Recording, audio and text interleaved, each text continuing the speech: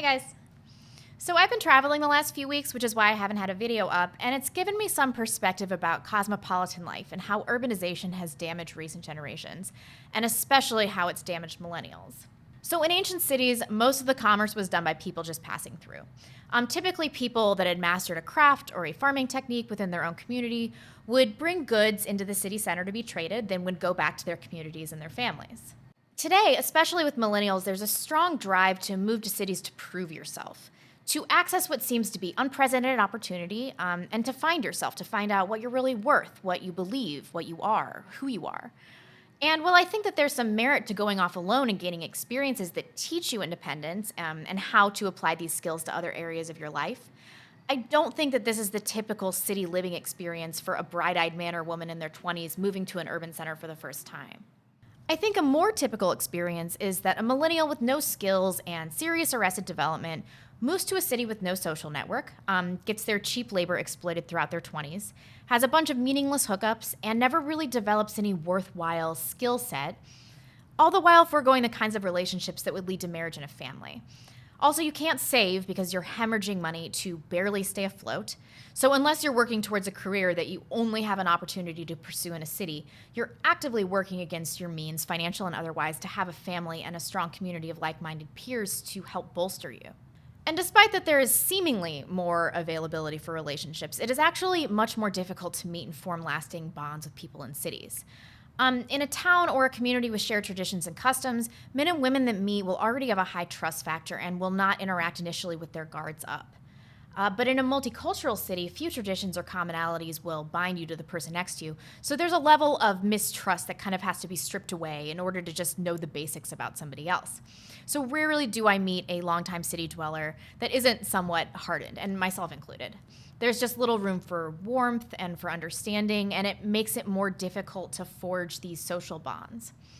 It also creates this atmosphere, at least it has for me, that defines city life, this tinge of alienation and isolation, but simultaneously an inexplicable longing to be part of a surrounding community that doesn't really exist. Urban loneliness, which seems somehow amplified amongst larger or denser populations, is a concept that I think most people have experienced even in traveling. It may be because technology has isolated us, it may be because busy city life and self-interest simply crowd out opportunities for humanity, but there is no doubt that proximity to people does not cure loneliness, and it often worsens it. And I think that with this loneliness comes a number of associated mental health issues related to city living. In 2011, a major study was done by researchers at the German Central Institute of Mental Health to find out more about how the brains of different people handle stress. So they studied both the anterior cingulate cortex and the amygdala, which are known to be involved in assessing threats and generating fear, and the latter in regulating the amygdala.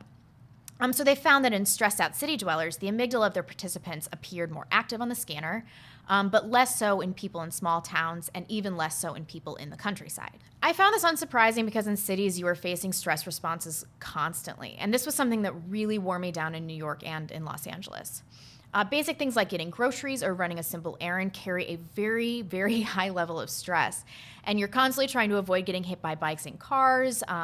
You see terrible poverty and destitution on a regular basis. And there are noises that seem like threats coming at you from every direction and at all hours. So this repeated stress response has been suggested by other studies to disrupt the natural regulation of dopamine and to desensitize somebody to the appropriate stress response. So this may contribute to the fast city living mentality where degeneracy is so accessible and socially acceptable by basically everybody. And researchers in the US have considered the question of cognitive load, the wearying of a person's brain by just too much stimulation, which is thought to weaken some functions such as self-control and in many cases actually contribute to violence. It seems that if this is true, this would also lead to psychiatric conditions. So I wasn't surprised to see that in 2010, a group of Dutch researchers found that living in a city roughly doubles the risk of schizophrenia and was found to raise the risk of anxiety disorders and mood disorders by 21% and 39% respectively.